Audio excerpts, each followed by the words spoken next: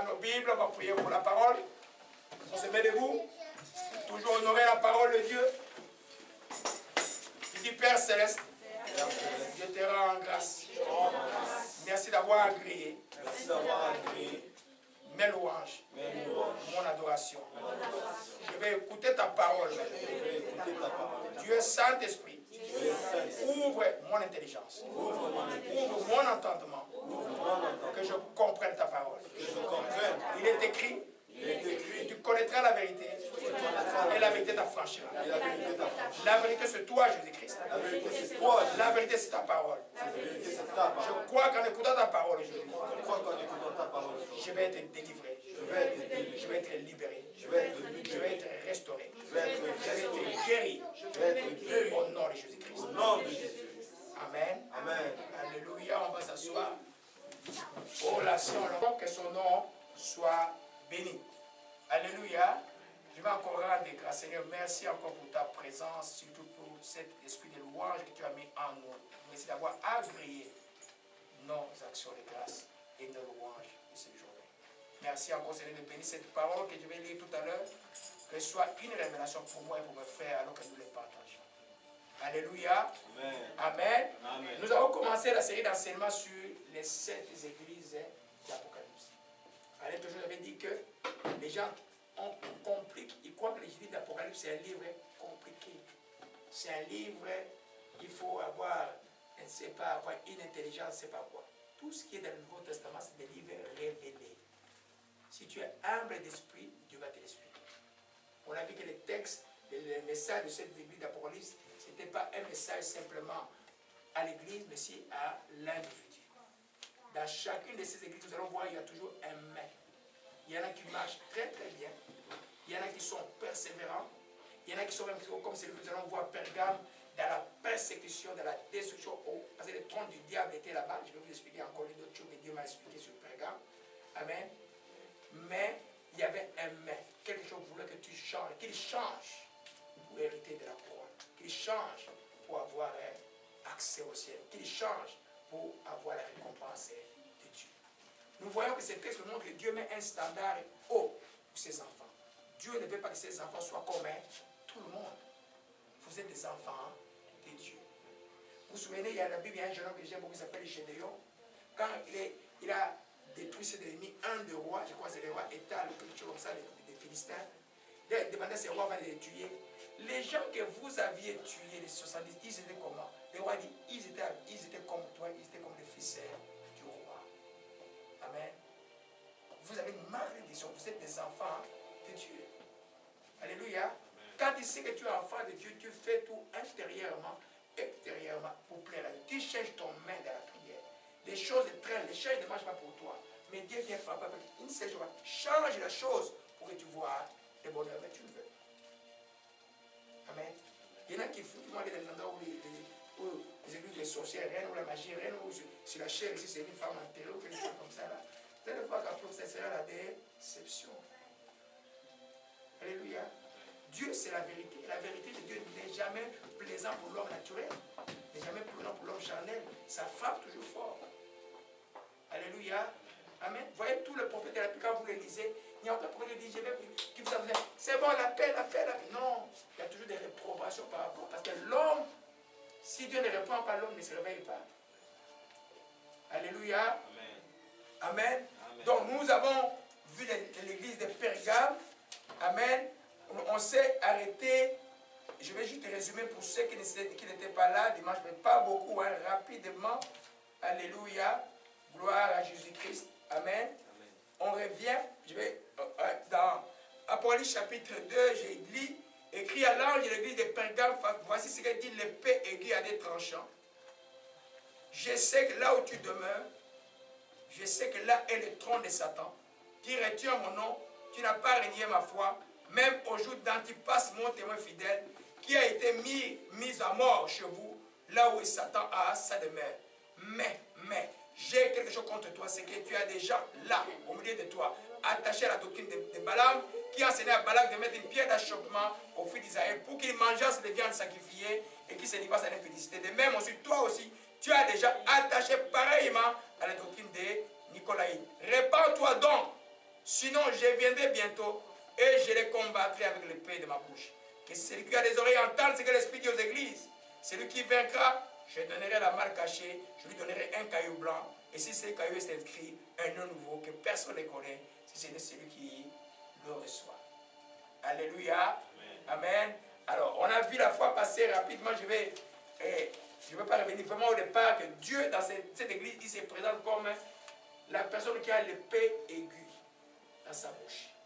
Amen. Imagine toi, tu vois une vision, quelqu'un avec une épée aiguë, tu ne connais pas Christ, tu vas fuir. Amen. Mais c'est un Christ est décrit, Jésus-Christ, dans les temps de la fin. Quand il viendra juger, il viendra juger avec la parole de Dieu. Dans l'église de Pergame, Dieu te montre comme la parole de Dieu. On a dit pourquoi? Parce que Pergame, là, était les trônes de Satan. La ville de Pergame existe encore en Turquie aujourd'hui. Amen. Je vous ai expliqué historiquement l'histoire spirituelle de cette église. Pergame, 2000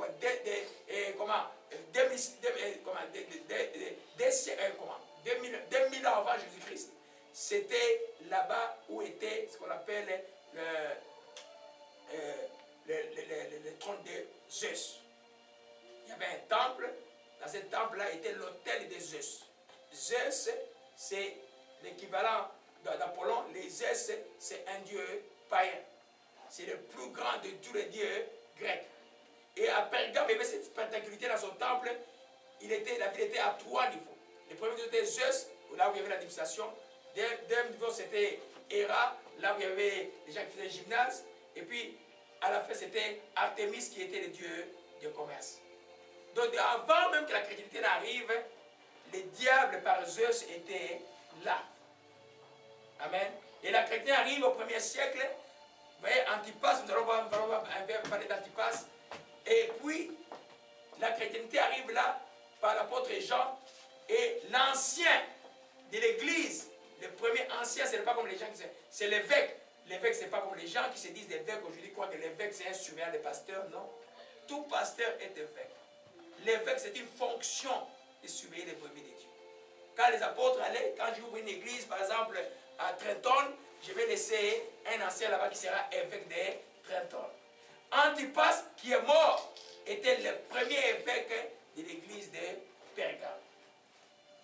Et vous allez voir que Antipas était mort comment? Il a été brûlé vif dans un taureau creux. Le taureau, vous allez voir, quand vous connaissez un peu la mythologie grecque, le taureau c'est Zeus, quand il vient pour épouser Hérope. L'Hérope que vous voyez là, son essence est diabolique. Le nom Hérope, c'est la femme de Zeus. Vous voyez un peu? Vous savez, qui connaissez ça? Vous ne connaissez pas? Ah, vous croyez que le démon c'est seulement en Afrique, hein? Non, les diables est partout. L'Hérope, c'était la femme de Zeus. Vous voyez un peu? C'était une jeune fille et que Zeus venait là pour... C'est des dieux qui s'accouplaient avec des hommes. Et puis, c'est des démons en fait. Il s'est transformé en taureau. Donc, des fois, quand tu vois les taureaux dans la mythologie grecque, c'est Zeus qui est représenté. Quand il est venu séduire un taureau blanc, il est venu séduire Hérope. C'est pas, vous voyez, il y a des choses occultes. Vous voyez un taureau blanc, il fait c'est un taureau. Amen. Souvent, c'est Zeus. Amen. Alors, maintenant, Antipas, pour montrer que les diables régnaient en ce lieu, ces gens-là l'ont pris, ils l'ont brûlé dans un taureau qui représentait Zeus. Un taureau creux en métal, ils ont mis du feu. C'est comme ça qu'Antipas est mort. Vous voyez le niveau de la persécution qu'il y avait à cette église.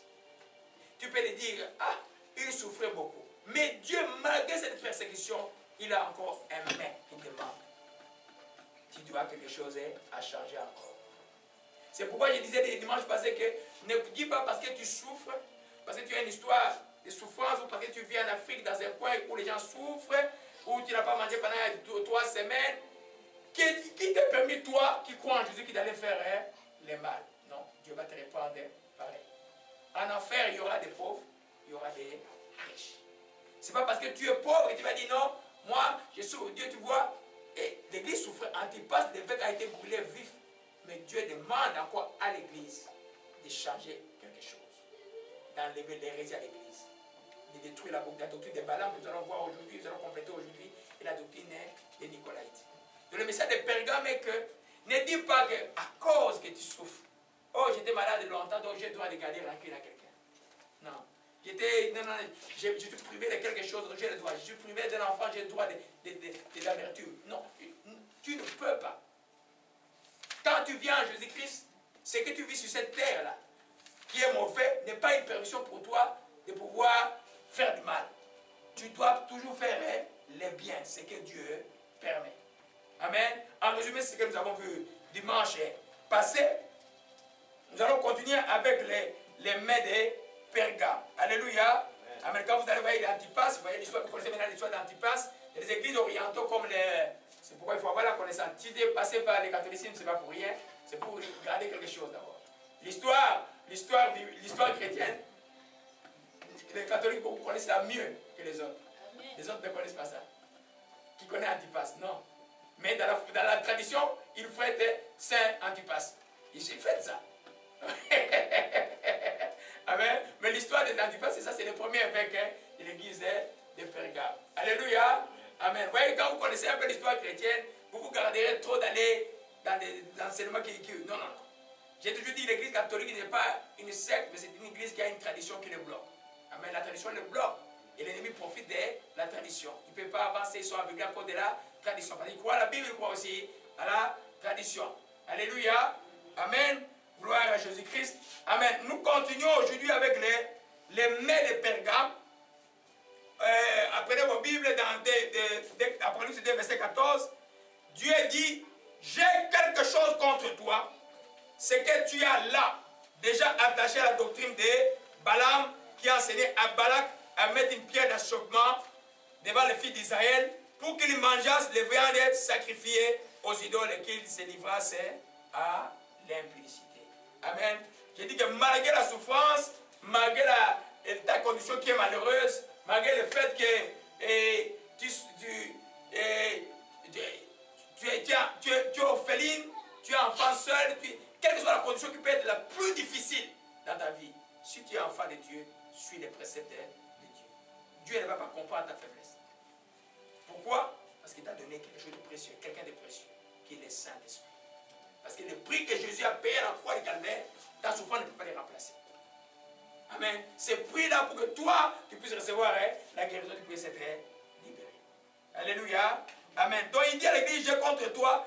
On a commencé à voir qu'une des erreurs était qu'est-ce que le Seigneur reproche à Pergame? Il reproche l'intrusion des faux enseignements.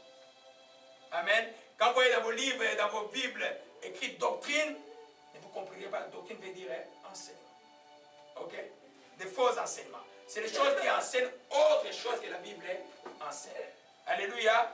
Dieu fait la reproche, il dit que il reprochait l'intrusion de faux enseignements, il reprochait aussi la complaisance et la tolérance par rapport à ceux qui l'introduisent. Voyez un peu. L'église, c'est un lieu sévère. Un lieu d'amour où l'amour marche avec la sévérité. Il n'y a pas de tolérance à l'église. Voyez un peu. On va aimer quelqu'un. On va prier pour quelqu'un. Mais quand il s'agit de la parole de Dieu, de reprendre quelqu'un, il faut reprendre quelqu'un sévèrement par rapport à la parole de Dieu et de l'amour, de l'approche que tu apprends. Ça veut dire quoi? Tu ne vas pas maquiller la parole de Dieu quand tu veux reprendre quelqu'un. Tu ne vas pas maquiller le message de Dieu que Dieu te donne pour cajoler quelqu'un. Alléluia. Amen. Alors nous comprenons que leurs erreurs étaient que, malgré cette souffrance, ils ont laissé. Les diables essaient. Hein? Les diables essaient quand ils souffrent tellement beaucoup que tu as passé une situation très compliquée dans ta vie. Il t'introduira toujours quelque chose encore pour te garder dans cet esclavage très très longtemps. Si tu ne fais plus, tu n'es pas vigilant. Vous allez voir que les gens qui sont sortis des sectes, s'ils ne font pas un effort, ils sont toujours attachés à des doctrines et à des enseignements qui ne sont pas toujours corrects. Vous allez voir ça. Quelqu'un qui sort des branhamistes, si vous ne le suivez pas très très bien, il aura toujours des enseignements faux. Parce que l'esprit est têtu. L'esprit de l'erreur est têtu. Et tout le jour, il va te guetter. Comment il peut déformer un verset biblique pour toi? Comment il peut déformer un concept chrétien pour toi? Comment il va te faire discuter même ce que Dieu t'envoie comme message?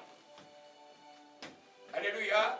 Amen. Donc, la complaisance, je vais continuer par là, ne doit pas être à l'église de Jésus-Christ. C'était l'erreur de l'église de Pergame.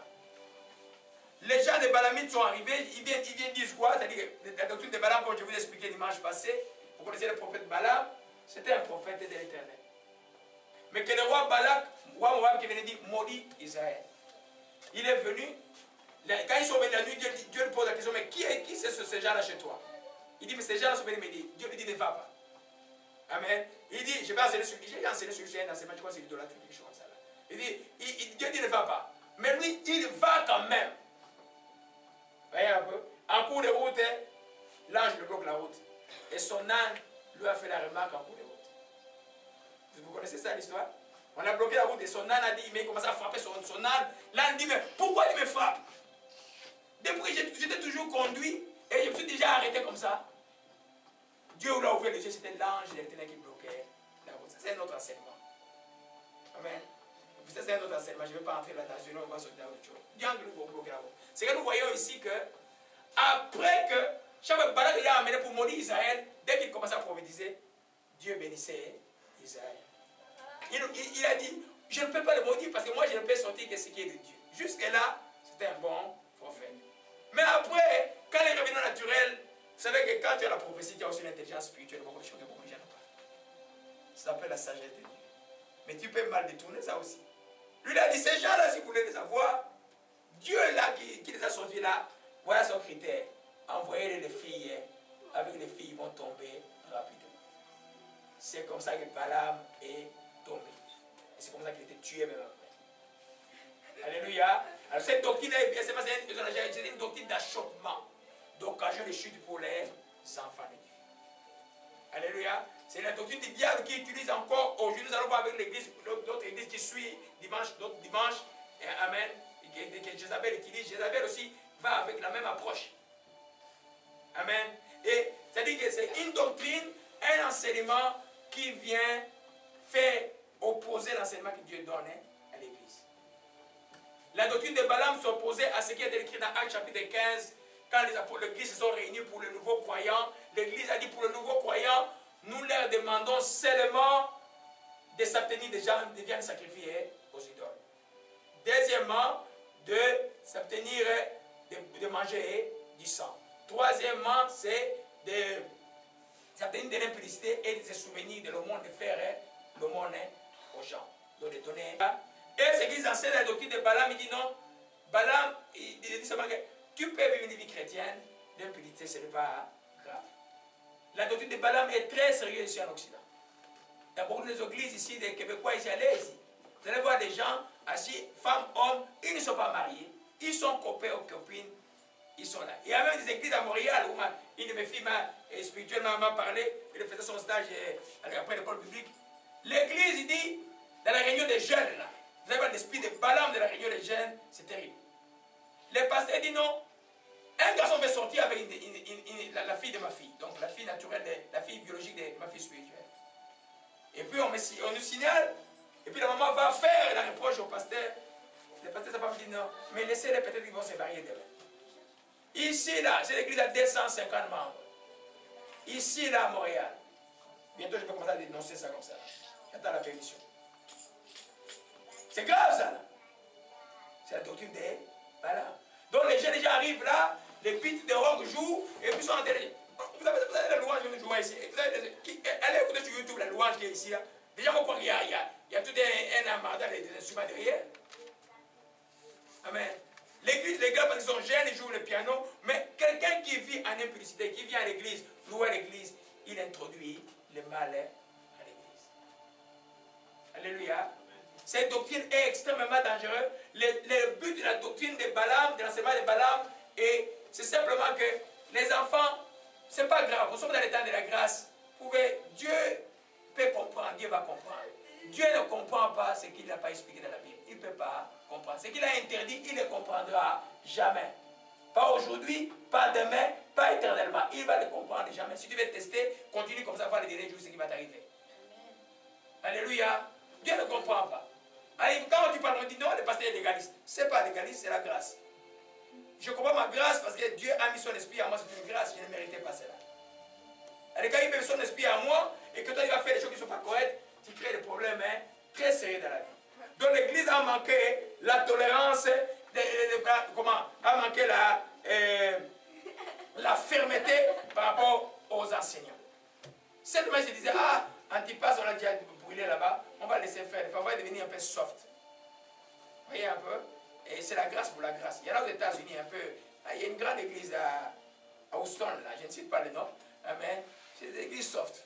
C'est un jeune homme dont le papa était un bon serviteur, il s'appelait Joe, et son papa s'appelait, comment il s'appelait? Lui s'appelait Joe, mais son papa s'appelait, moi je suivais son papa à l'époque. Mais c'est des églises soft, c'est des églises qui enseignent la grâce de Dieu. Ils disent, ah, on vous enseigne l'amour, et l'église doit être l'amour. Mais l'amour, c'est quoi? L'amour, c'est la parole de Dieu. Aimer Jésus, c'est garder la parole de Dieu. Si tu ne gardes pas la parole de Dieu, tu n'aimes pas Jésus. Si tu n'aimes pas, tu peux aussi aimer ton prochain. Alléluia. Gloire à Jésus-Christ. Alors nous comprenons que la doctrine de Balaam, c'était une doctrine très très dangereuse. Et l'erreur de l'église, c'est ça. C'est pas n'importe quelle église aujourd'hui là. L'église doit avoir l'amour et la fermeté tout le temps. L'amour envers les gens, mais la fermeté envers les mal que les gens veulent introduire. Les sanctions envers les gens qui l'introduisent. Voyez un peu le texte de Timothée. Dieu dit quoi? Paul dit à texte de Timothée, quand un ancien commet un péché, on fait quoi? On le punit sévèrement devant tout le monde. J'attends clairement de le faire, sans embâche. Vous voyez un peu? Parce qu'un ancien, c'est quelqu'un qui, au lieu d'être comme Antipas qui est mort pour l'église, c'est quelqu'un qui est un modèle de l'église. On a vu des gens ici, des anciens dans certaines églises ici. L'ancien vient tromper une fille, et puis il tombe en impudicité, et puis l'église couvre l'ancien, on commence à accuser la fille. La fille, elle est sorcière qui est allée envoûter l'ancien. C'est faux. Les hommes, vous savez que c'est faux. Hein? Qui sont proactifs, c'est les femmes ou les hommes? Qui commencent à appeler l'État, dit, mais ça comment ça va, c'est les hommes ou les femmes?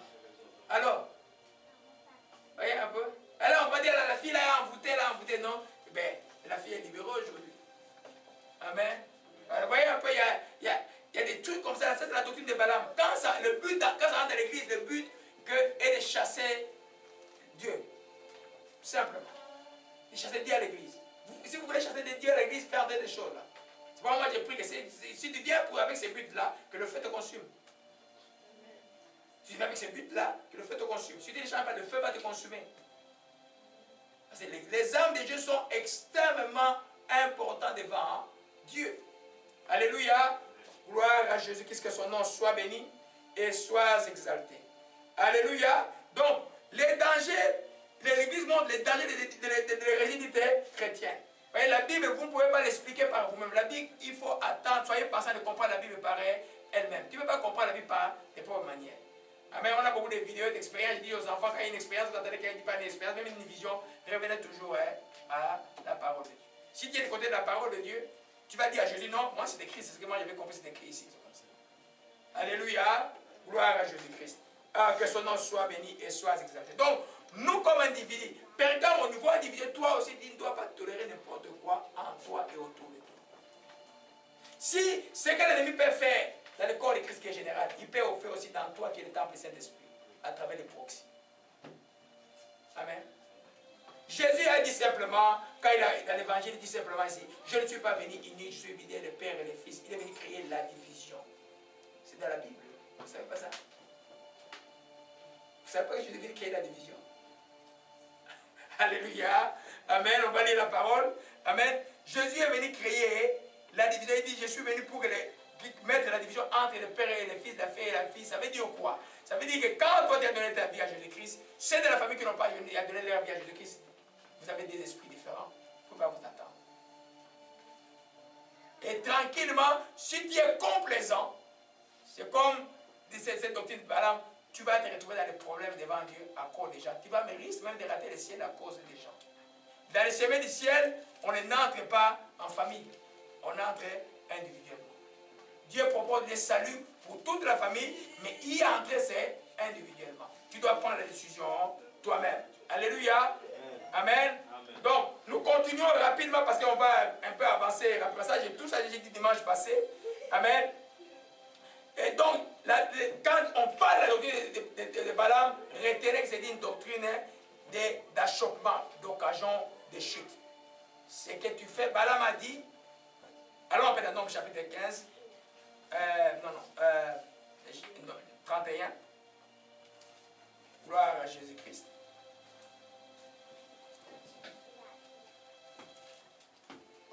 Alléluia.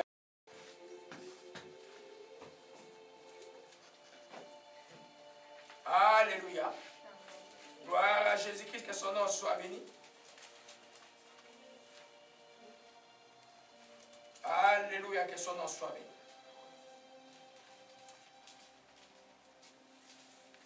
Nombre 31, verset 16.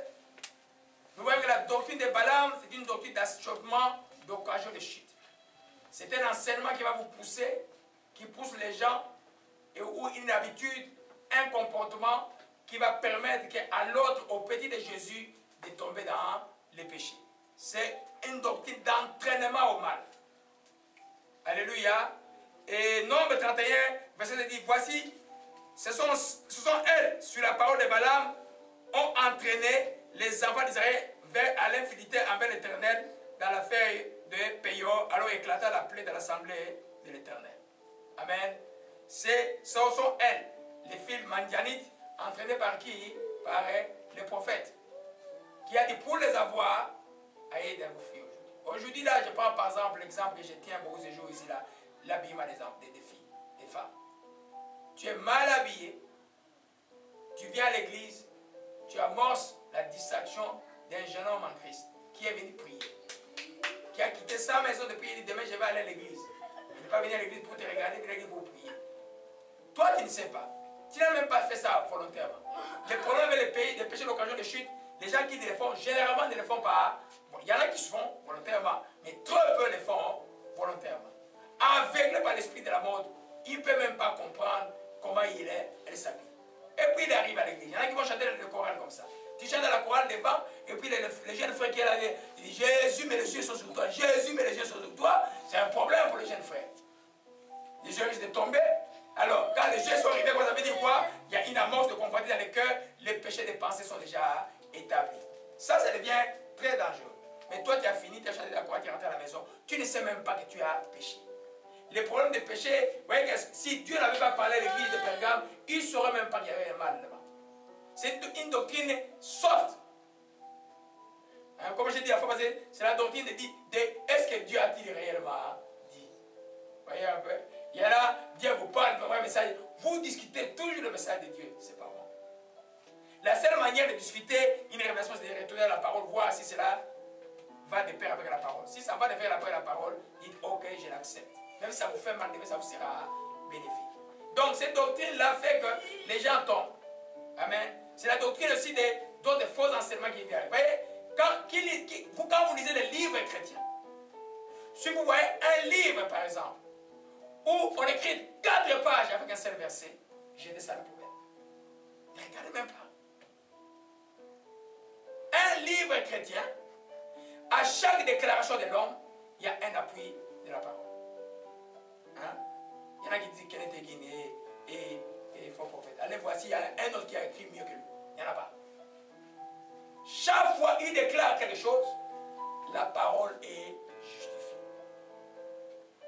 C'est comme ça. Quand tu vois un autre qui fait des comme il y a un livre sur la prospérité, de visionnement des choses, tu dois rêver, tu commences à te voir riche, à te voir riche, à te voir riche, et puis tu vas devenir riche.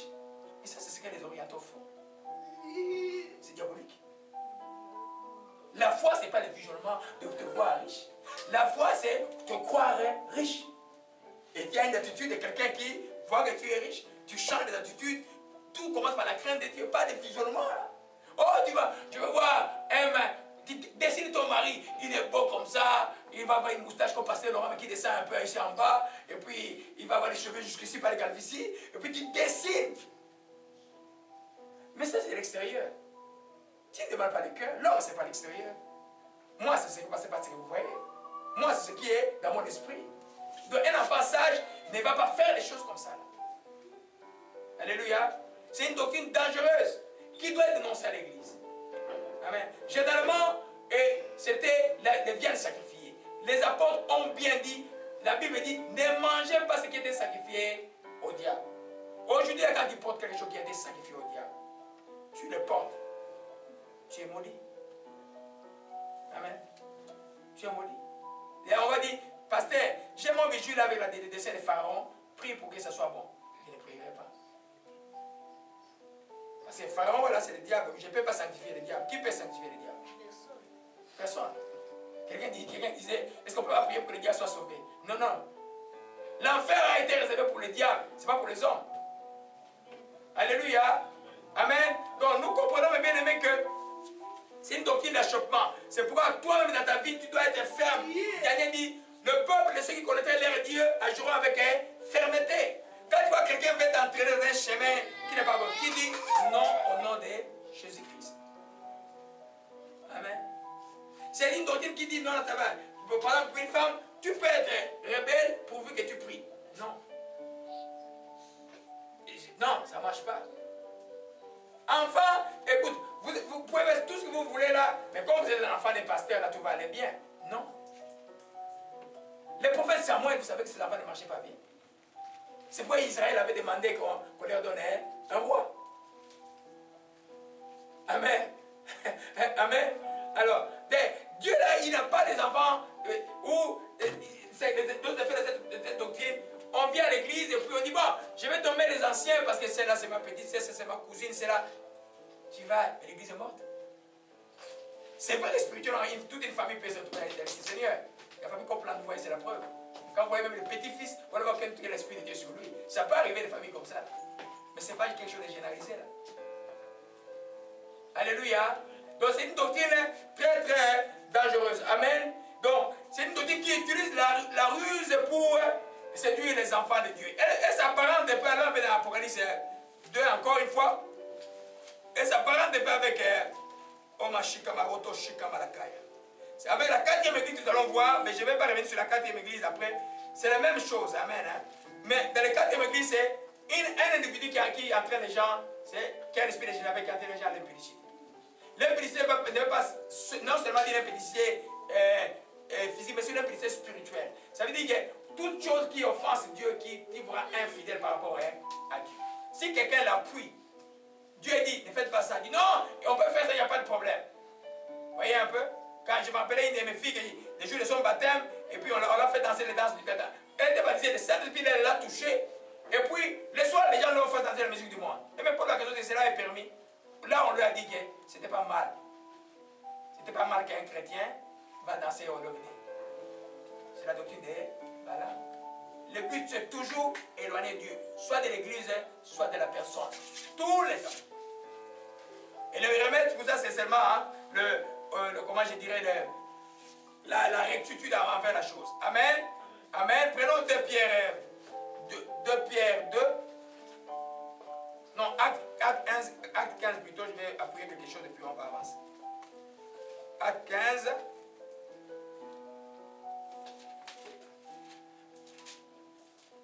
Parce qu'aujourd'hui, il n'y a pas beaucoup de viande sacrifiée aux idoles, hein, mais c'est beaucoup de choses qui sont remplacées. C'est simplement, quand Dieu interdit quelque chose, quelqu'un qui se dit chrétien, il dit, cela est autorisé, il n'a pas vérifié dans la Bible, il t'entraîne dans cette doctrine-là. Le but que tu perdes et que Dieu s'éloigne de toi. Que Dieu s'éloigne de l'Église. Alléluia. Amen. Amen. Amen. Et c'est comme ces églises aujourd'hui qui ont les psychologues. Si une église a des psychologues, ok. Les médecins sont là. Les psychologues sont là. Les psychologues traitent l'âme, non? Amen. Et puis, qu'est-ce que le pasteur fait? Quand quelqu'un a des blessures intérieures, le pasteur fait quoi? Quand il a été blessé, parce que quand il était enfant ou un enfant rejeté quand il était enfant, avec l'esprit, il fait quoi? Il va envoyer chercher le psychologue. Les psychologues vont traiter au niveau de l'âme, mais l'esprit qui va le toucher. C'est tout une Balaam. Ça fait entraîner, ça fait émousser la foi des enfants de Dieu. Parce que la foi a toujours besoin d'obstacles. Ta foi pour grandir, là, elle a besoin d'obstacles. Il faut qu'il y ait une difficulté pour qu'il y ait la foi. S'il n'y a pas d'obstacle, comment tu vas faire la foi? Si on t'enseigne que tout doit être solution, bien, tu vas le psy, tu vas l'histoire au psy, et puis tout pour toi, tu trouves solution par rapport au monde. Mais ta foi en Jésus-Christ sert à quoi? Alléluia. Amen. Voilà, c'est une église persécutée, non? Quand on prend, on dit, ah, le pasteur Laurent, on l'a brûlé. Est-ce que vous allez dire que Dieu est à cette église? Antipas était brûlé, non? Alléluia. C'est pourquoi une église, vous ne la voyez jamais charnellement, vous la voyez toujours spirituellement. Tout le temps spirituellement. Alléluia. Gloire à Jésus-Christ. Acte 15, nous voyons, à partir du verset 19, c'est pourquoi je suis d'avis de ne pas créer de difficultés à ceux des païens qui se convertissent, mais qu'on leur écrive de s'abstenir des souillures des idoles, de l'impudicité, des animaux étouffés et du sang. Amen. Souillure des idoles. Amen. Chaque fois que tu es dans une position d'idolâtrie, tu es souillé. Que ce soit l'idolâtrie de l'orgueil, l'idolâtrie de la cupidité, tu es souillé. L'idolâtrie extérieure, hein, toi, les habits là, c'est quelque chose pour toi le plus important de Dieu. L'idolâtrie, c'est aimer quelqu'un ou quelque chose de plus que Dieu. Tu es en position d'idolâtrie, tu es souillé.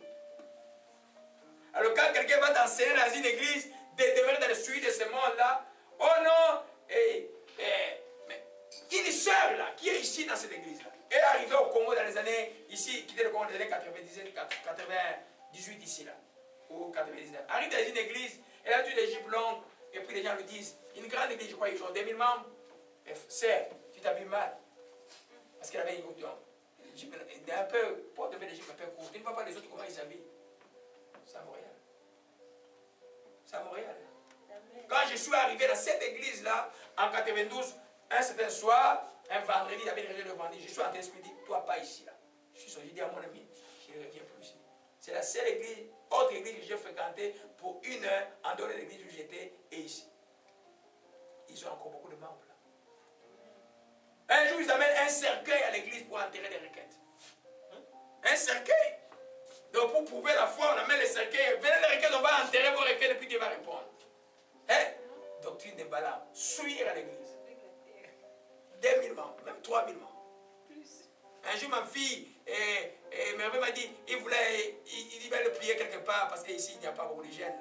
J'ai regardé les noms, je suis allé vérifier. Je dis, pas là-bas. Voyez un peu? Ça s'appelle la doctrine de Balaam. Les gens vont encourager un comportement mondain à l'église pour simplement que les gens se soient en santé bien. Non.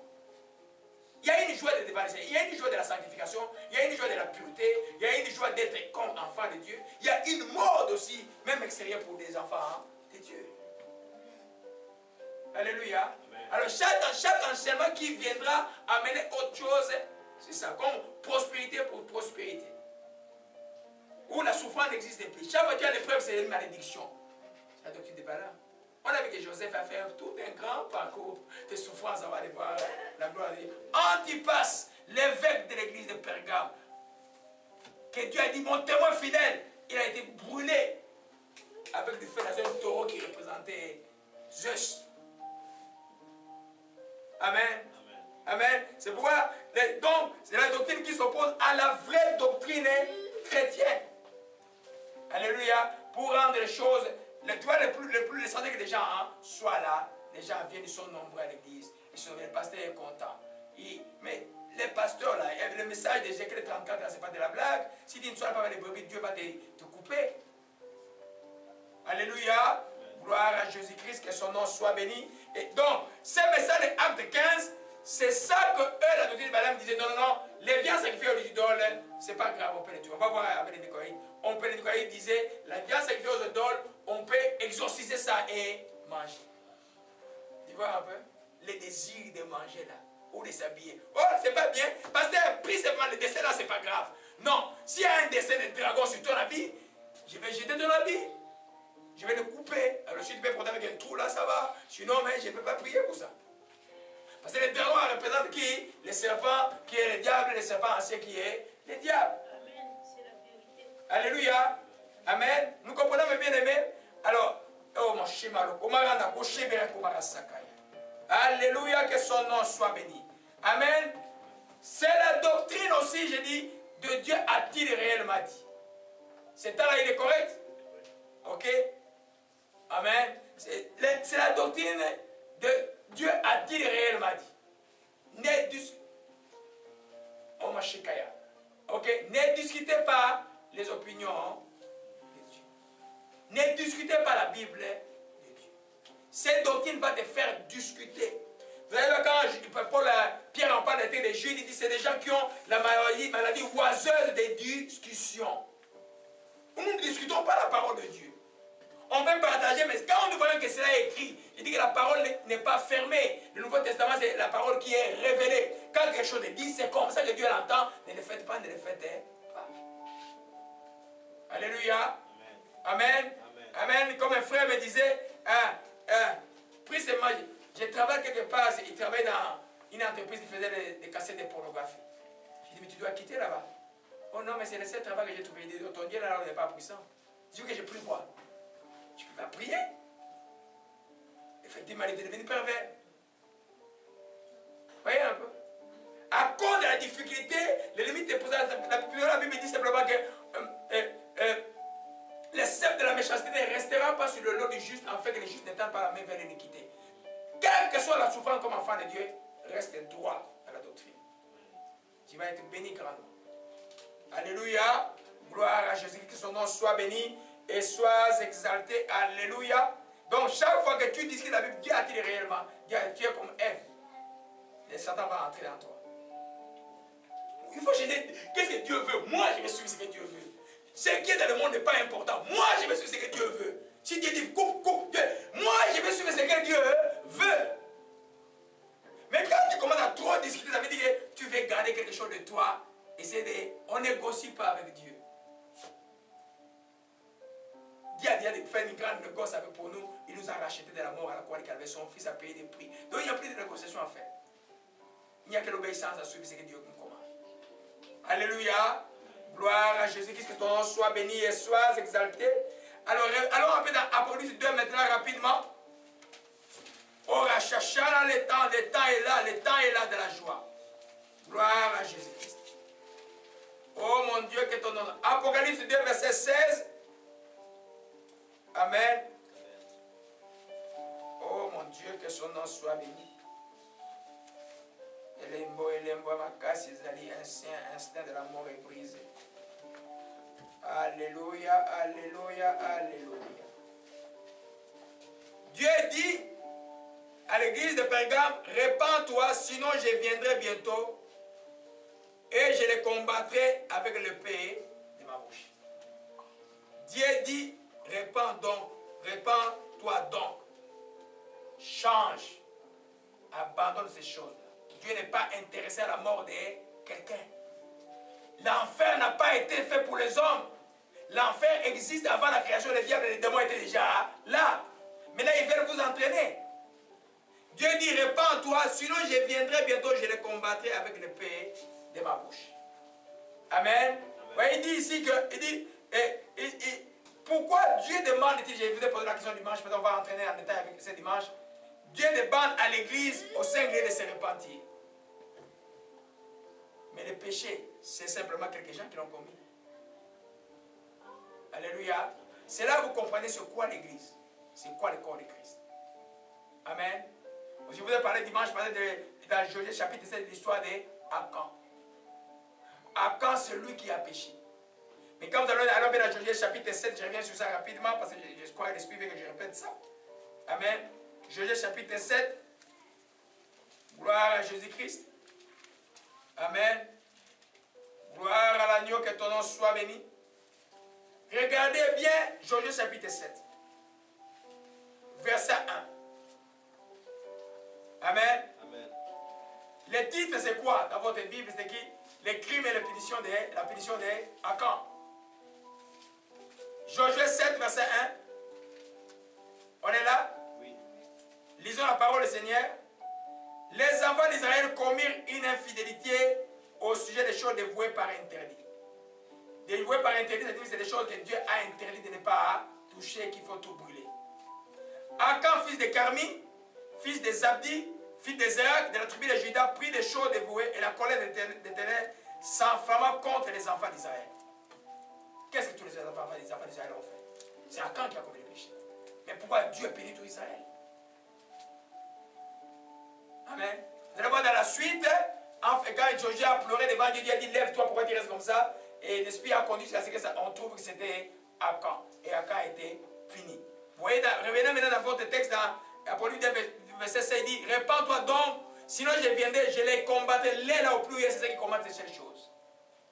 C'est-à-dire que quand quelqu'un vient dans une église avec quelque chose qui n'est pas correct, ou il est, par exemple, s'il est vraiment dans les cercles intérieurs de l'église, là, le but est seulement d'éloigner Dieu. Et le but seulement d'éloigner la présence de Dieu. Mais quand Dieu doit repentance, c'est toute l'église qui doit se repentir. Mais quand l'église se repent, ceux qui ont commis ces choses-là, s'ils ne se repentent pas, c'est eux que Dieu va frapper. Amen. Akan, la même chose, c'est celle Akan qui a été tué. Et la plaie était partie. Amen. C'est pourquoi la Bible dit que c'est l'âme qui pêche qui périra. Mais pour le fait de bloquer l'onction à l'église, c'est des gens qui ne marchent pas bien. Par exemple, qui sont dans le mystère, qui sont comme le mystère des chants, par exemple. C'est le mystère des chants, dans la louange, ou dans tout ce qui amène la gloire de Dieu. Si quelqu'un ne marche pas bien, ça affecte la cohésion. Et l'onction corporative s'en va. Dieu peut vous demander du choral, répentez-vous. Ce n'est pas que tous les choristes ont commis l'impudicité. Il y a peut-être une personne qui commet l'impudicité. Et si cette personne est connue, Dieu va frapper. Et des fois, quand on a l'impression que c'est tel, on dit, et toi, arrête, ne chante plus. Va te repentir. Alléluia. C'est pourquoi une église réelle, le pasteur doit être autosuffisant. C'est-à-dire c'est quelqu'un qui dépend seulement du Saint-Esprit, qui n'a pas à flatter qui que ce soit. Quand tu sais que tu es avec Dieu, tu dois te garder pour Dieu. Parce que si toi, le pasteur, tu ne marches pas et tu commences la complaisance avec les gens, tout est fini demain. Amen. L'église est détruite. Mais l'église détruite ne signifie pas que, comme j'ai dit dimanche passé, que l'église est vide. Non. L'église va avoir 1000 membres, mais l'église est déjà détruite. Dieu ne connaît pas. Dieu ne connaît pas. Je dis qu'à la tête est pourrie, Dieu ne connaît pas. Alléluia. Amen. Donc vous comprenez que quand vous allez servir Dieu, quand vous allez dans une église, vous êtes tous des petites flammes qui viennent avec la flamme du Saint-Esprit pour faire la grande flamme du Saint-Esprit à l'église. Vous devez tous vous préparer. Sinon vous affectez la collégialité, vous affectez la communauté. Alléluia. Gloire à Jésus-Christ. Cette leçon est bien comprise. Que celui qui a les oreilles fait quoi? Entendre. Alléluia. Amen. Donc quand il partit de l'église, il pêche. Amen. Et à la vue des autres membres, et les autres membres payent les prix. C'est pourquoi quand l'église voit que quelqu'un a péché, l'église doit faire quoi? Doit sanctionner. Je vous ai parlé de l'histoire de 1 Corinthiens chapitre 5. Alléluia, on va lire. Allez un peu au verset 9, je vais vous montrer quelque chose. Gloire. C'est ça le message de Pergame. Ce n'est pas le message des âges, des églises et tout ça. C'est tout le temps. C'est un message par rapport à l'individu chrétien, par rapport à l'église. Une autre église va se retrouver dans Pergame, une autre église va se trouver dans Smyrne. Il y a une reproche que Dieu te fait que tu dois changer pour hériter de ta gloire.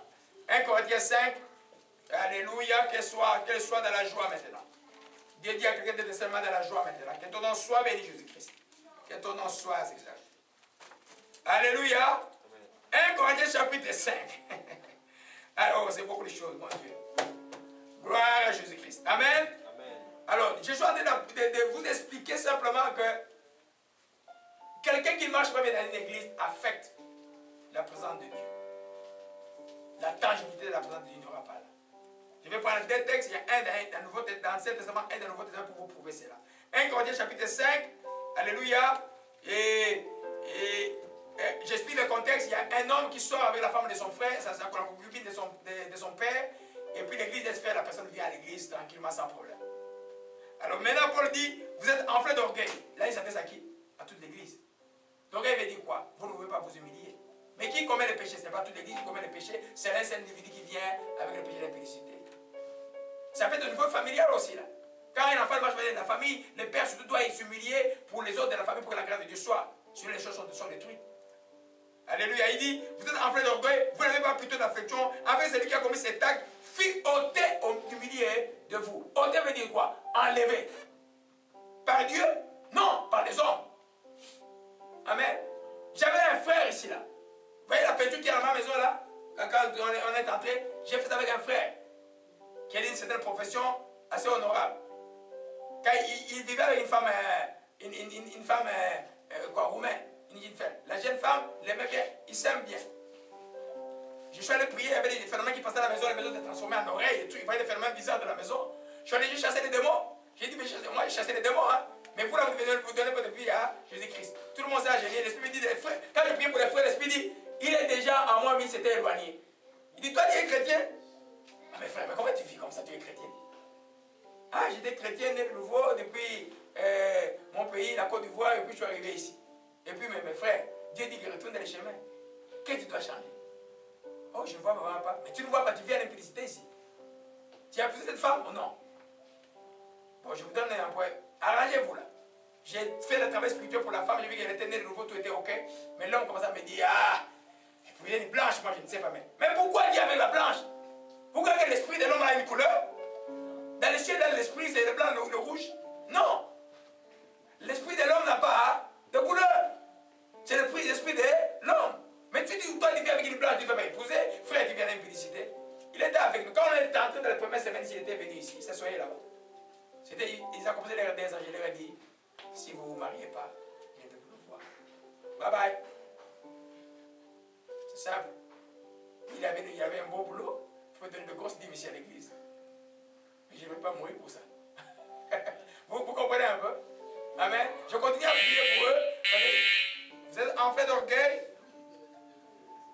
Mais vous n'avez peut-être pas plutôt dans l'affection avec celui qui a commis cet acte soit ôté au milieu de vous.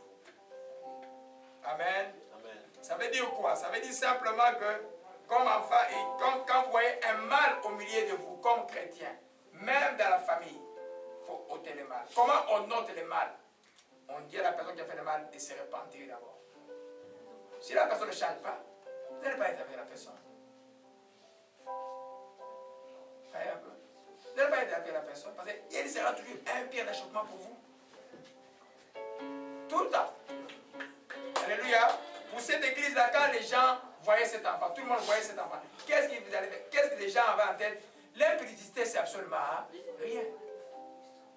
C'est rien. Alléluia.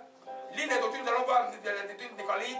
Justement, la doctrine de Nicolaïte, on disait, ça dit que la chair là n'est pas utile. Ça ne sert à rien. Donc, même toute activité charnelle avec des femmes là, ça ne fait absolument rien. Nicolas, lui, il était assis avec, il dit, si je peux rester avec ma femme, coucher sur le même lit et puis ne pas la toucher, ça serait bien pour moi, je vais entrer au ciel. Mais il n'a pas pu faire ça. Il est quand même resté avec, il est considéré comme un péché. Puis il a dit non, la chair ne sert à rien. Ma femme, comme elle est à l'église, tout le monde peut sortir avec. Ça me dira absolument rien parce que moi, je suis déjà au ciel. Ça paraît beau. Mais c'est une hérésie. Alléluia. C'est une hérésie. Vous voyez un peu? Ces doctrines font que les enfants de Dieu sont en train de prier, mais ils permettent au mal de gagner. Amen. C'est ce que j'expliquais simplement dans, alors dans 1 Corinthiens encore 5. La sanction, c'est quoi par rapport à ces choses? Je vous écris au verset 9, je vous écris dans ma lettre de ne pas avoir des relations avec les impudiques. De ne pas avoir des relations avec qui? Les impudiques. C'est écrit là. Frère, tu dis bien? Amen. Amen. Je vous écris de ne pas avoir des relations avec des impudiques. On parle pas de ça, ce n'est pas une relation intime ou sexuelle, mais de communication avec les impudiques. De partager, de s'asseoir avec les impudiques. Non pas d'une manière absolue avec les impudiques de ce monde, mais avec les cupides et les ravisseurs de ce monde, ou avec les idolâtres. Autrement, il vous faudra sortir du monde. Mais je vous écris de ne pas avoir des relations avec quelqu'un son nom frère. Nous pouvons changer sœur, qui est impudique, cupide, idolâtre, outragé, ivrogne, ravisseur, de ne même pas manger avec un tel homme. Est-ce qu'on nous lisons dans la Bible ou bien ce n'est pas dans la Bible? Amen. Quelqu'un qui se nomme frère, comme les gens de Pergame, mais qui favorise l'impudicité. Nous savons par principe un impudique est aussi un idolâtre, parce qu'il idolâtre son corps, son corps. Un impudique est aussi cupide, un impudique sera aussi outragé, vous allez voir. Je peux te prouver ça quand j'enseigne sur le péché. Comment un impudique peut être outragé. Hein? Vous savez, il y a une femme impudique qu'on entend quelque part en flagrant délit. Hey, c'est pas mal, on monte le gants pour pouvoir maîtriser le feu. Alléluia. Il dit, ravisseur, de ne même pas manger avec un tel homme. Qu'ai-je à juger à celui dehors? N'est-ce pas celui dedans que nous devons juger? Ça veut dire quoi? Les impudiques de ce monde, les gens qui ne croient pas en Dieu, les idolâtres qui sont au travail, tu vas avoir une relation avec eux en leur parlant de Jésus-Christ. Mais ceux qui ne sont dedans, qui se disent frères, qui sont impudiques, tu le coupes. Tu ne peux pas avoir des relations avec eux. Ils connaissent la vérité, ils offensent Christ. Tu ne peux pas avoir des relations avec eux. C'est pourquoi un demi-chrétien est plus dangereux qu'un païen. Voyez un peu? Un chrétien charnel. Un pied dehors. Comme ça, il va s'écarter. Je vais donner un exemple avec M. Hassan qui est avec moi hier. Quand on faisait le karaté, on s'est karaté. Comme tu fais des karatés là, totalement, c'est fini. Alléluia. Tu vois, il faut couper. Tu es en crise maintenant. Les gens anciens continuent de communiquer avec toi. Ces gens-là, ils savent qui est Christ, mais ils ont renié Christ. Coupe. Coupe. Alléluia. Amen. C'est 1 Corinthiens 5, verset 1 à 11. Lisez-la bien à la maison là. Amen. Lisez-la très très bien à la maison. Ça nous montre pourquoi Dieu était fâché contre l'église des Pergames. Parce que la doctrine de Balaam permettait l'impudicité spirituelle comme la fornication, toutes ces choses-là. Alléluia. Faites extrêmement attention. Dieu n'est pas des petits enfants. Dieu, c'est un Dieu juste. Alléluia. Amen. Gloire à Jésus-Christ, que son nom soit béni. Nous voyons pourquoi Akan a fait payer tout un peuple. Ils ont raté la bataille de Haï. Vous allez voir dans cette histoire-là. Dieu est intéressé que vous soyez bien, que vous soyez bénis, que vous soyez riches, Dieu veut que vous soyez bien. En toutes choses. Vous voyez les enfants d'Israël, Akan, à cause de la cupidité, il a désobéi à Dieu. Mais quand ils sont allés combattre Haï après, qu'est-ce que Dieu a dit? Mangez tout ce qui est dans Haï. Dieu n'a pas interdit. Mais pourquoi Dieu a interdit qu'il ne touche à rien dans la vie de Haï avant, et puis il a permis qu'il touche après? Dieu voulait tester simplement s'ils étaient fidèles. Alléluia. Des fois, Dieu ne permet pas que tu touches encore à quelque chose. Il va tester jusqu'où tu crois en lui. Amen. Parce que dans l'article de Josué chapitre 7, Dieu a interdit. Akan a pris, Dieu a frappé Israël. Et après, quand ils sont allés dans le combat, quand Dieu a donné la victoire à Israël, il a dit, prenez tout ce que vous allez apprendre, car ça vous appartient. C'est la même ville que Dieu avait interdit. Donc quand Dieu t'interdit quelque chose, il sait pourquoi il t'interdit. Il peut te dire quelque chose hier, aujourd'hui il dit, maintenant tu peux le prendre. Alléluia. Oh, ça c'est autre chose. Amen. Le Seigneur est vivant. Que son nom soit béni et soit exalté. Alléluia. Gloire à Jésus-Christ. Nous voyons bien que les deux doctrines là, oh, je vais entrer un peu en détail. Les deux doctrines, on va aller comme ça là. Les deux doctrines de Balaam et de Nicolaïde ont pour but de chasser la présence de Dieu. Amen. Si tu as un demi-frère, un demi-chrétien qui vient de tromper tout le temps, c'est pour chasser la présence de Dieu en toi. Tu vas voir après, ton Jésus devient... Les noms de Jésus, c'est les noms du puissant. De donner des résultats.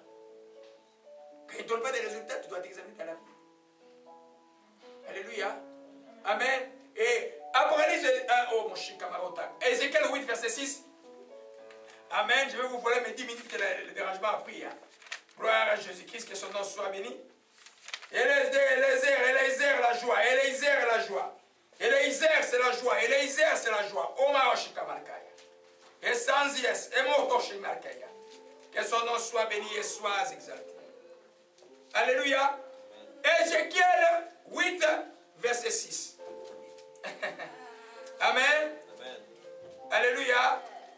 Ça, c'est le chapitre où Dieu montre que les anciens d'Israël étaient dans l'idolâtrie. Amen. Ézéchiel 8, verset 6 dit, il me dit, fils de l'homme, voici ce qu'ils font, les grandes abominations qu'ils commettent, ce qui se commet dans la maison d'Israël, pour que je m'éloigne de mon sanctuaire. Regardez le verset 2. J'ai regardé, c'était une figure à l'aspect d'homme, depuis ses reins jusqu'en bas, c'était du feu, depuis ses reins, c'est quelque chose d'éclatant comme des reins polis. Il a donné une forme de main, mais me saisit par les cheveux. L'esprit m'enleva entre la terre et le ciel et me transporta dans des visions divines. Alléluia. Regardez maintenant au verset 8. Il me dit, fils de l'homme, perce la muraille. J'ai percé la muraille et voici, il y avait une porte. Il me dit, entre, vois la méchanceté des abominations qui se commettent ici. J'ai regardé, il y avait là toutes sortes de figures de reptiles des bêtes abominables, toutes les idoles de la maison d'Israël, peintes sur la muraille de tout autour, 70 d'hommes, des anciens, dans la maison d'Israël, au milieu desquels était Jassas, la fille de Shaphan, s'élevaient devant ces idoles, chacun la s'asseoir à la main, ils élevaient une épaisse nuée de l'encens. Il me dit, fils de l'homme, vois ce qu'ils font dans les ténèbres, les anciens d'Israël, chacun dans sa chambre pleine de figures, car ils disent, l'Éternel ne nous voit pas, l'Éternel a abandonné le pays. Ce n'est pas nouveau. Amen. Quand je dis qu'il y a des pasteurs sorciers dans la ville, les gens rient, Dieu le parle, Dieu dit non, clairement. Bientôt là, je vais commencer, vous allez voir ça sur YouTube. Je vais les citer comme ça. J'attends la permission de Dieu. Vous voyez un peu? C'est clair. Amen. C'est des anciens de l'église. Dans les secrets, vous connaissez l'encensoir? Amen. L'encensoir, vous voyez, quelle était l'église catholique? Hein? Ça, c'est un instrument juif, hein, vous savez ça? Oui, dans les synagogues aussi, on fait ça. Amen. Et ils prenaient l'encensoir, ils allaient offrir ça aux démons. Figure des reptiles, tout ça, des démons. Vous allez voir des femmes là, vous allez voir des femmes aussi qui adoraient Tammuz. C'était un dieu étranger, dans le même chapitre. Le but que Dieu dit au verset 6, c'est de l'éloigner du temps. C'est pourquoi dans la Bible, il dit pas ça, prions simplement. Des fois, il faut chasser les gens. Les gens qui ne changent pas là, qui viennent, raisonnement pour le diable, je peux dire, toi, tu ne feras pas l'autre. C'est ça là. Le but est simplement que la présence de Dieu puisse s'éloigner du temple. Ça s'appelle le temple collectif qui est la communauté chrétienne, ou ça s'appelle le temple individuel. C'est quoi Paul dit, quand c'est mon frère est cupide, pour tout ça, fait quoi? Ne mange pas avec lui.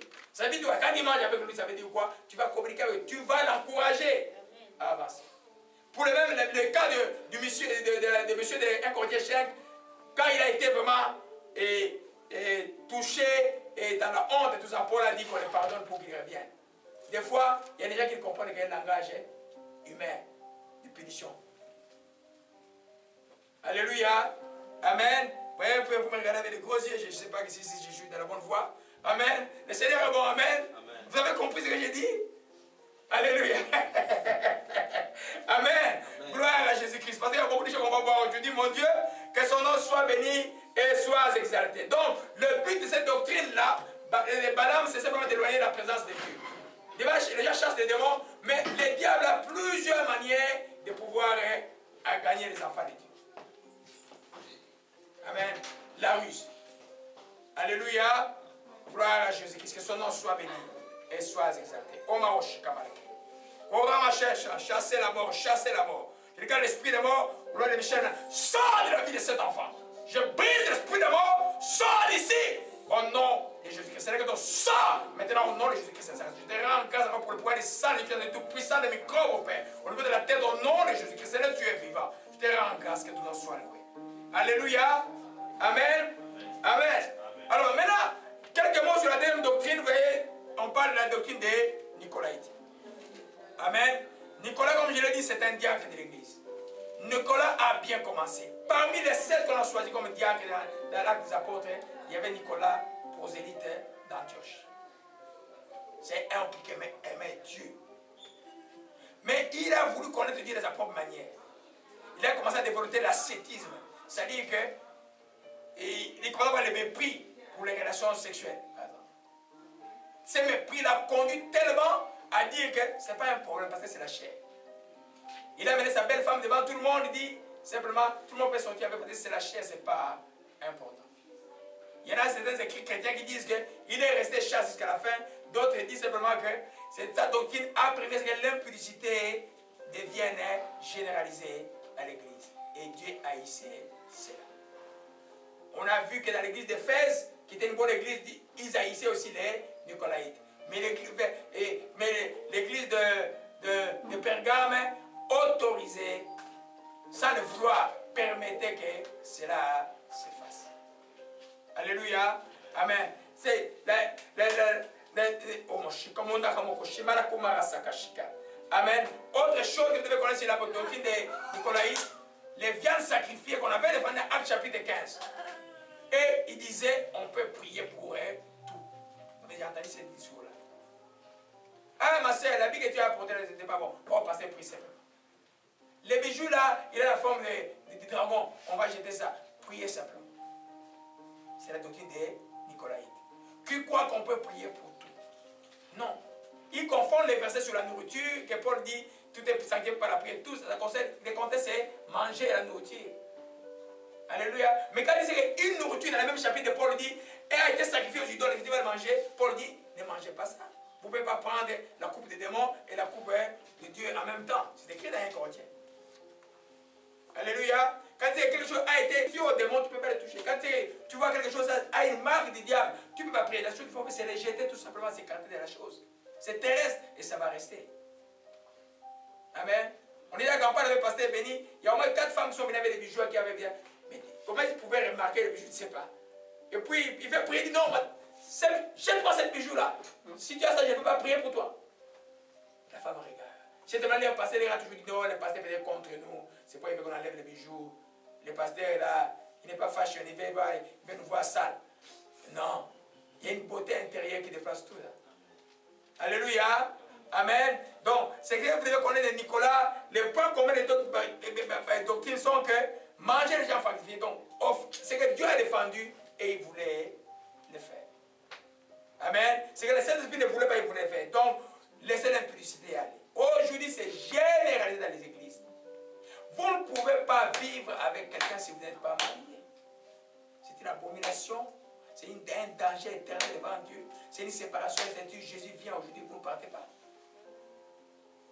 Si quelqu'un vraiment vous aime, se marier là, c'est rapide. C'est pas compliqué. Il honore les parents et puis c'est rapidement. De même, aux États-Unis, vous pouvez même en 5 minutes, il y a une église, on vous marie. On appelle la bénédiction, c'est fini. Vous pouvez aller à la mairie ici. Dieu connaît la mairie. Les magistrats sont le ministre de Dieu. C'est écrit dans la Bible là. Allez à la mairie, venez à l'église, on vous bénit. Mais vous cherchez seulement, attendez des dons, des tralala, mais ça c'est rien. C'est l'accord qui est le plus important. D'abord, le but de mariage, c'est pas se marier. Le but de mariage, c'est demeurer marié. Amen. Tu te maries pour demeurer. Alors, si quelqu'un va t'épouser, soyez ensemble avec la personne, qu'il soit courageux. Comme j'ai dit dans le meilleur, vous aurez quoi? Des tribulations. C'est pas moi qui ai dit ça, c'est Paul qui a dit. Alléluia. Amen. Amen. C'est le point commun. Parce que l'impudicité est une corrosion pour le corps de Christ. Combien de géants sont tombés? Combien de pasteurs sont morts? Combien? Parce que ce n'est pas visible. C'est comme les enfants d'Israël qui font les choses en secret. Il dit que Dieu ne voit pas. C'est pour un enfant de Dieu développer cette chose-là que Dieu que tu pries va te voir partout et tout le temps. Quand il dit ça, Dieu me connaît. C'est là que tu as vu, je l'ai pas dit. Non, je ne parle plus. Amen. Je ne suis pas parti. Vous vous souvenez de l'histoire où Jésus a envoyé une parabole, le Seigneur dit, il envoie un enfant au champ, l'aîné dit, il va partir, mais il n'est pas parti. L'autre qui avait dit non, a changé d'avis, il est parti. C'est lui qui était béni, c'est lui qui était parti. Changer d'avis, c'est pas mal. Quand il sent que tu vas sur le chemin de la mort, arrête, dis, je m'arrête, tourne, et puis retourne sur le chemin de la vie. Alléluia. Amen. Tu as le pouvoir de le faire, parce que le Saint-Esprit est en toi. Quand tu dis Jésus-Christ est Seigneur, personne ne peut te dominer. Avec le Saint-Esprit, tu peux totalement changer de direction sur la volonté de Dieu. Alléluia. Que son nom soit béni et soit exalté. Donc nous comprenons que chaque fois que tu arrives dans une occasion, une église, tu vois les gens habillés d'une certaine manière. Tu vois les causeries des gens. Quand ils sont de l'église, ils n'ont pas d'autre langage que le langage du monde, et le travail, et les copains, et les histoires comme ça. Là. Et quand il y a dans l'église le mot copain, c'est tabou. Il n'y a pas de copain à l'église. Copain, ça veut dire quoi? Ok? Oh, c'est ma copine. Un musicien du Congo. Mais quand je suis allé à Kinshasa, mon neveu me dit, mais tonton, si tu connais cet homme-là, j'ai dit, oh, toi, est-ce qu'il y a 5 musiques ici à la maison? Allez, jetez-moi ça tous. Alors tous les neveux étaient étonnés, mais comment il peut me dire de jeter la musique de... Je vais citer ça. Il était copain, avec copine, avec une autre femme, et puis il vient se marier. Mais comment ils étaient copains et copines? C'est grave ça. C'est parce que la doctrine de Balaam est antécédemment peut-être un jeune homme qui avait commencé sa vie chrétienne normalement. Mais on lui a fait croire que ce n'était pas grave. Dieu pardonne toujours. Mais l'impudicité c'est un péché volontaire parce que ça commence par la pensée. Et ça veut dire, ça veut dire que moi je suis comme ça, je tombe toujours. Mais non, non, toi qui es fort dans Jésus-Christ. La Bible dit à propos de l'impudicité quoi? Fuyez l'impudicité. Je connais une de mes filles qui est tombée plusieurs fois, en 2004, même 5 fois. Mais depuis qu'il s'est réveillé, elle ne tombe plus. Amen. Parce qu'elle a trouvé un bon papa, un Seigneur. Je voyais en elle des choses de Dieu, mais chaque fois, depuis elle commence à fuir les prophéties. Elle dit, on va encore me voir à l'église. Pourquoi fuir les prophéties? C'est pour vos bien. Mais Dieu merci, aujourd'hui, il est debout. Totalement guéri, totalement restauré.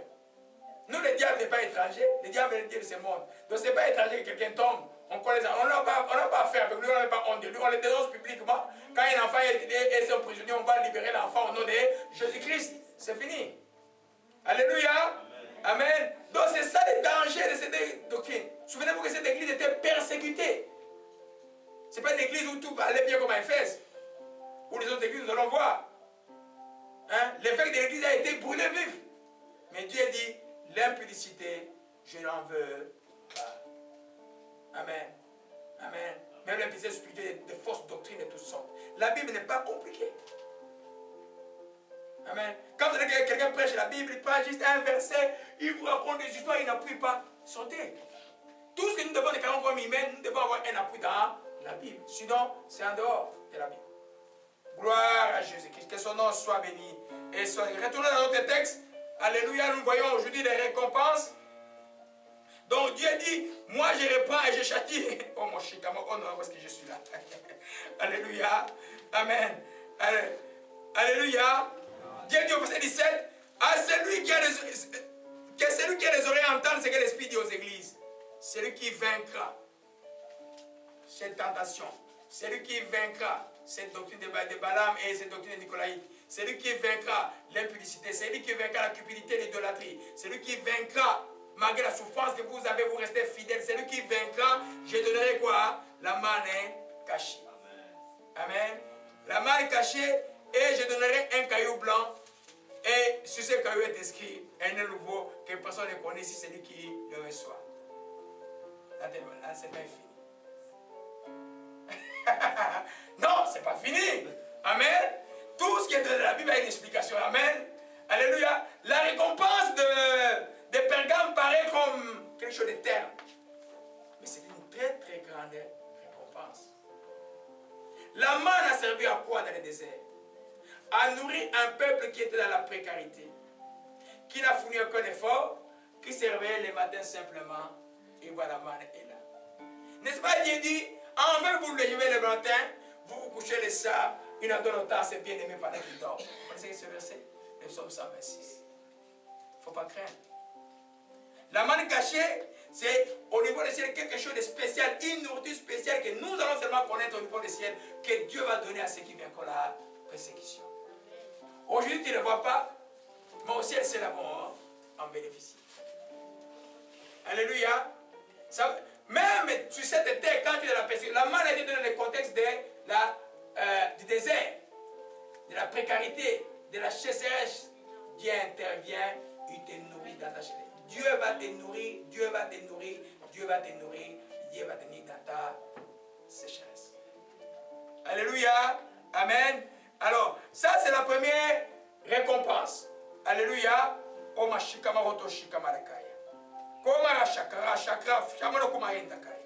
Amen. La deuxième récompense, c'est un caillou blanc. Je vous disais, quand ma fille Merveille avait 3 ans, un jour j'étais en gêne, et puis j'étais venu à mon gêne, on habitait devant juste un parc. Il est venu au parc avec un caillou blanc, un caillou tout blanc. Il dit, papa, prends le caillou. Amen. On est là, je crois, en 96 ou 17. Non, plus de 94 ou 15. Ou 17. Elle devait avoir 3 ans ou 4 ans, je ne sais pas. Amen. Un caillou blanc, c'est une grande récompense. Je vais vous expliquer c'est quoi le caillou blanc. Dans l'Antiquité, là, quand vous alliez devant un juge, quand vous pouvez parler, vous avez fait votre cause devant les juges, avaient des cailloux devant eux. Il y avait un caillou blanc, il y avait un caillou noir. Vous vous souvenez que la Bible est écrite dans un contexte. Les images sont par rapport aux réalités de ces temps-là. Amen. Il y avait un caillou blanc, un caillou noir. Si toi on te trouve coupable, on prend le caillou noir, on te le donne, tu es condamné. Quand on te trouve justifié, on prend le caillou blanc, on te donne. les cailloux blancs, c'est comme une couronne, une récompense de justification. Tu es non, déclaré non coupable. Amen. Je vous dis que tu es déjà déclaré, tu as déjà ton caillou blanc, depuis le temps où tu as reçu Jésus-Christ de Nazareth, tu es déclaré non coupable. Ça veut dire que toutes les choses que tu avais par le passé, parce que tu as été sincère, que tu t'es humilié devant ton Dieu, Dieu te dit, il te regarde, il dit que tu es non coupable. Parce que le sang de Jésus a été versé à la croix du calvaire, et le sang de Jésus te couvre, et Dieu te regarde à travers le sang de Jésus, déclare que tu es non coupable. Mais la Bible dit, il n'y a donc plus maintenant aucune condamnation pour ceux qui sont en Jésus-Christ. Je vous dis que l'éternité, vous le commencez aujourd'hui jusqu'à la pleine éternité après le jugement. C'est la récompense du caillou blanc. Mais si on te donne le caillou noir, tu es coupable. Alléluia. Amen. Celui qui est justifié maintenant sera justifié devant lui. Celui qui est condamné maintenant sera condamné devant lui. Parce que la vie éternelle, c'est maintenant. La décision pour le ciel, c'est maintenant. Ce n'est pas demain. Ne négociez pas les choses de Dieu. Décidez maintenant. Qu'est-ce que tu décides? Tu vas voir le caillou blanc ou le caillou noir? Bien plus dans ces cailloux blancs que Dieu va te donner un nom nouveau d'un ton nom que tu ne connais pas. Amen. Ah, j'ai hâte de ça là. Amen. Des fois, l'esprit m'appelle Malachi. D'ici des autres, déjà, il a changé de nom. Amen. Moi, je ne change pas de nom. Je sais que tout le monde est sanctifié, cassé comme un gongo Laurent. Amen. Mais Dieu me donne beaucoup de noms comme ça. Des fois, il m'appelle Malachi, des fois, il m'appelle Ézéchiel, par rapport aux l'onction prophétique que tu as ces temps-là. Mais c'est les choses de Dieu là. Il faut rester simple. Amen. Alléluia. Il dit, ces noms-là, toi seul qui tu es, le connaîtras. Amen. Amen. Deuxième révélation par rapport au caillou blanc. Dans cette époque-là, quand il y avait une invitation aussi, les gens qui étaient invités, les cartes de visite, c'était des cailloux blancs. Et sur ces cailloux blancs était écrit ton nom. Donc quand tu arrives à ton caillou à la porte, il y a un gardien qui te regarde. Tu montes le caillou blanc, et puis tu entres.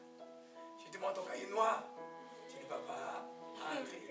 Amen. Ça signifie aussi que la récompense, c'est la plus grande révélation, la récompense de l'invitation. Vous avez déjà entendu parler de quoi? Du noces de l'agneau. Amen. C'est ce que je suis le témoignage de la sœur Margaret. On a vu Jésus habillé en gentleman, en train d'attendre, il dit, mes noces sont prêts. Bientôt là, ça va arriver.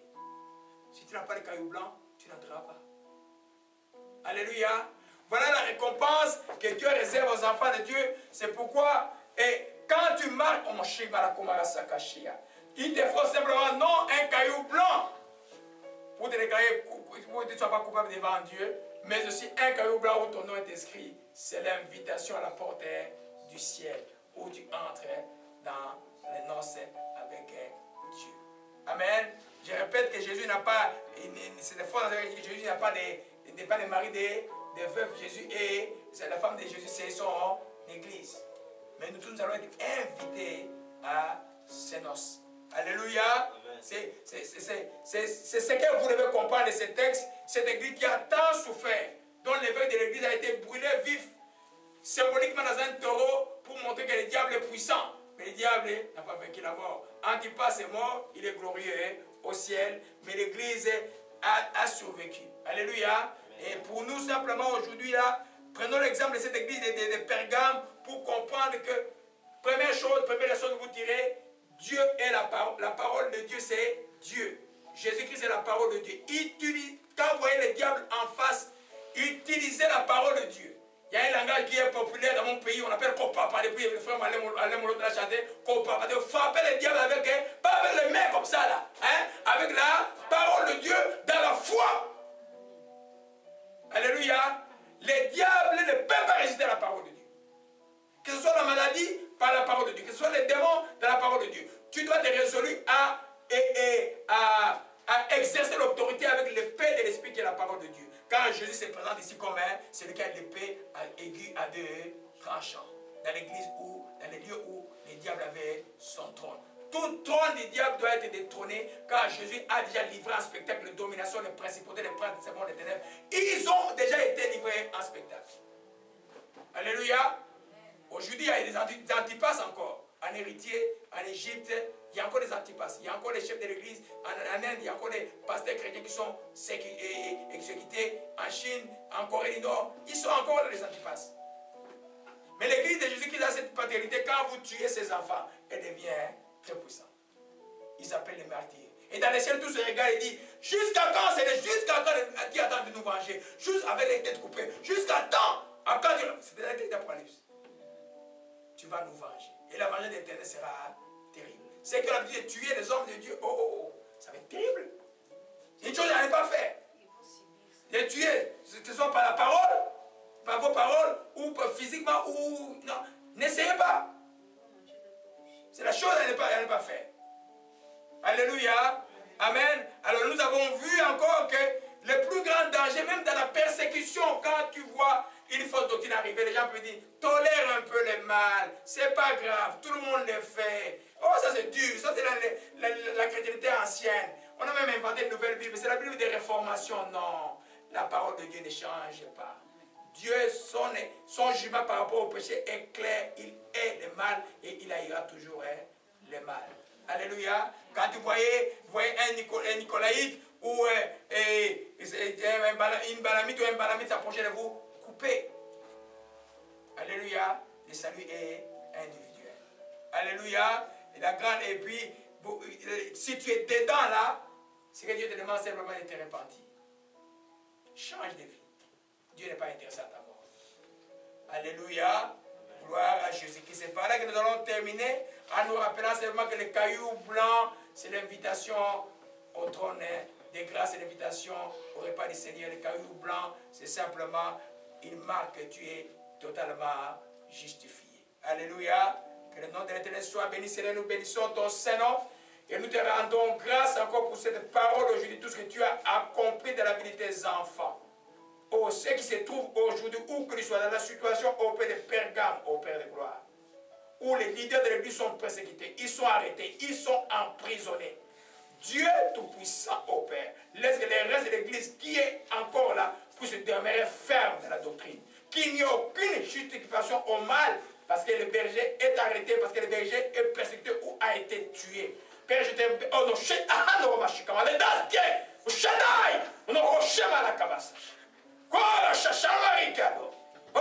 l'onction de paix est là. L'onction est là, la choix. Le choix est de Dieu maintenant. Oh, ma Alléluia. Si tu es ici et que dans ton cœur ou dans tes habitudes, il y a encore cette tentation d'aller faire ces choses qui ne plaisent pas à Dieu, impulse sur autre chose. Dans cette minute où je commence à te repentir, demande seulement pardon à Dieu. Demande pardon à Dieu. Dis Seigneur, par ta grâce, je ne reviens plus sur ces choses. Que cela soit clair dans mon esprit, ô Dieu, car moi je vais hériter mon caillou blanc. Car moi je vais manger cette manne cachée que tu as réservée pour moi. Gloire à Jésus, que ce soit notre soif. Seigneur, je te rends grâce. Je bénis ton Saint-Nom. Oh Rama, je ne mentirai plus. Je ne mentirai plus. Oui, dis-le, tu ne mentiras plus. Dis-le, tu ne mentiras plus. Déclare-le, je ne mentirai plus. Oh mon chemin de caillou. Au chemin de mensonge, sors maintenant. Au nom de Jésus-Christ, on m'a retourné. Restantoi. Maintenant, il m'a donné charme. Charme de la société brisée. Kodashka, oh Shama. Shama est là. Shama. Je vois les vases, la vase d'or est là. La vase d'or est là. C'est le terrain de la transformer en vase d'or. Je bénis ton Seigneur. Aurélie, la foi est là. Aurélie, la foi simplement. Et cadeau de Jésus-Christ. Oh, ma chéka malakaya. C'est le terrain grâce à toi.